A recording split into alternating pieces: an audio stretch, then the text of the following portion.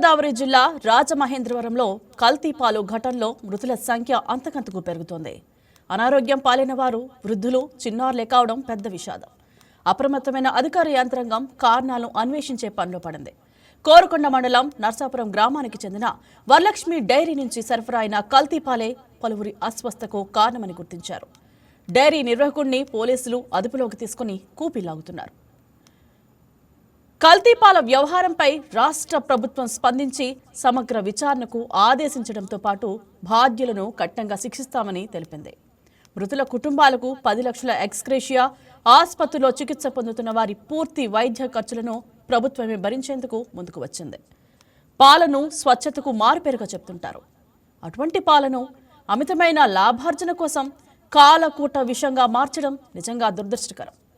ఒకప్పుడు పాలలో నీళ్లు కలపడాన్ని పెద్ద నేరంగా పరిగణించేవారు.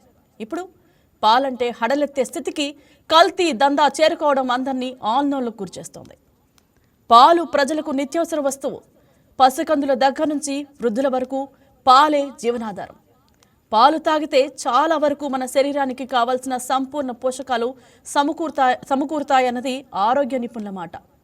అటువంటి పాల వ్యాపారంపై ప్రభుత్వం నియంత్రణ ఎంత? ఫుడ్ సేఫ్టీ యంత్రాంగం వద్ద కల్తీ పాలను గుర్తించే వ్యవస్థ అసలు ఉందా? ఈ ప్రశ్నలే ఇప్పుడు ప్రజలను వేధిస్తున్నాయి.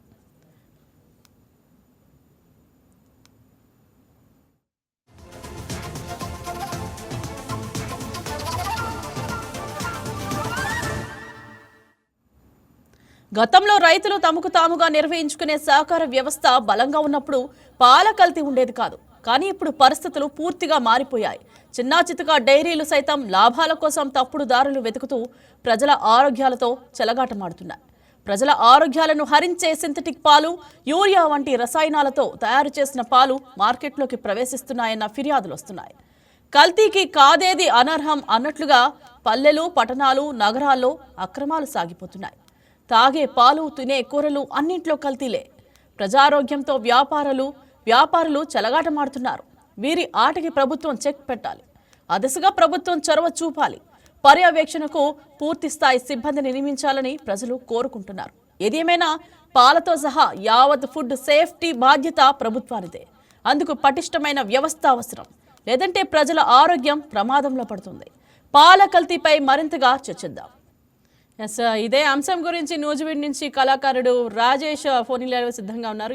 గుడ్ మార్నింగ్ రాజేష్, చెప్పండి. ఈ ఘటన వల్ల ప్రజలు చాలా ఇబ్బందికరంగా ఉంది. వాళ్ళకి చాలా ఆలోచనలు వస్తున్నాయి, భయాలు వస్తున్నాయి. దీని గురించి మీరు ఏమంటారు? Good morning Indraja. ఈరోజు రాష్ట్రం అంతా కల్తీ గురించి చర్చ జరుగుతుంది. కల్తీ చర్చ ఈ రోజుది కాదు, చాలా కాలం నుంచి కల్తీ చర్చ జరుగుతుంది. ఈ కల్తీ తిరుమలేశ్వరి దగ్గర నుంచే ఈ కాలంలో ఎక్కువ పాపులారిటీ పెరిగింది. ఒక మాటలో చెప్పాలంటే నేను వెంకటేశ్వర స్వామిని అడుగుతున్నా. అంటే ఇదేదో మన కోసమే మన మధ్య జరగట్లేదు కల్తీ. దేవుడి కలియుగ దైవం దగ్గర కూడా కల్తీ జరిగిన వ్యవహారం రాష్ట్రం ఈ రోజున చర్చ జరుగుతుంది. దేవుళ్ళే వదలట్లేదు, మనమెంత కల్తీగాళ్ళు అక్కడ దాకా పాకారు. ఈ నేపథ్యంలో ఒక ప్రజా కళాకారుడిగా ఒక చిన్న పాట రూపొందించాను. ఏడుకొండలవాడ వెంకటేశ, ఏం నడుస్తుందో చెప్పవయ్య తిరుమలేశ. ఏడుకొండలవాడ వెంకటేశ, ఏం నడుస్తుందో చెప్పవయ్య తిరుమలేశ. కల్కి కాలం కాదిది కల్తీ కాలం, కల్కి కాలం కాదిది కల్తీ కాలం. ప్రజల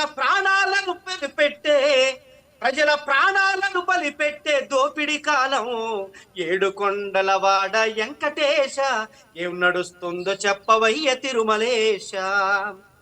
ఉప్పు పప్పు బియ్యమో అన్ని కల్తీ, పసిపిల్లలు తాగేటి పాలు కల్తీ, తిరుబండారాలు కూడా అన్ని కల్తీ. ఎందమన్న కొందమన్న భయమవుతుందయ్యా. ఏడుకొండలవాడ వెంకటేశ, ఏం నడుస్తుందో చెప్పవయ్య తిరుమలేశ. నిత్యావసర సరుకులన్నీ కల్తీ అవుతుంటే, వ్యాపారులు లాభాలకు వెర్రి తలలు వేస్తుంటే, అడుగడుగున అన్నింటా కల్తీ అవుతుంటే, ప్రజల ఆరోగ్యమే నేడు ప్రమాదంలో పడుతుంటే ఏడుకొండలవాడ వెంకటేశ ఏం నడుస్తుందో చెప్పవయ్య తిరుమలేశ. అధికారులు కఠినంగా చర్యలు చేపట్టాలి, ఎవడు కల్తీ చెయ్యాలన్నా వణుకు పుట్టించాలి. అధికారులు కఠినంగా చర్యలు చేపట్టాలి, ఎవడు కల్తీ చెయ్యాలన్నా వణుకు పుట్టాలి. దేవుడు లడ్డైనా ప్రజలు తినే ఫుడ్ అయినా, దేవుడి లడ్డైనా ప్రజలు తినే ఫుడ్ అయినా, ప్రజలు ప్రభుత్వాలు కదిలినప్పుడే. ఇంద్రజ గారు, చెప్పండి రాజేష్ గారు. ప్రజలు ప్రభుత్వాలు కదిలినప్పుడే, ప్రజలు ప్రభుత్వాలు కదిలినప్పుడే కల్తీ సమస్యకు విరుగుడప్పుడే, కల్తీ సమస్యకు విరుగుడప్పుడే.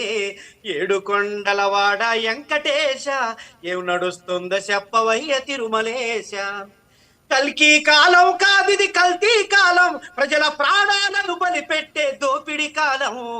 ఏడుకొండలవాడ వెంకటేశ ఈ కల్తీని ఆపంగా రావయ్య తిరుమలేశ. రైట్, సూపర్ రాజేష్ గారు. మీరు అన్నట్టు కల్కి కాలం కాదు ఇది, కల్తీ యుగం. మనందరినీ ఆ దేవుడు, ఆ గోవిందుడు కాపాలని మనస్ఫూర్తిగా కోరుకుంటూ థ్యాంక్ యూ రాజేష్ గారు. Please subscribe to YK TV Network. Please subscribe to YK TV. Please watch YK News. Don't forget to subscribe YK News channel.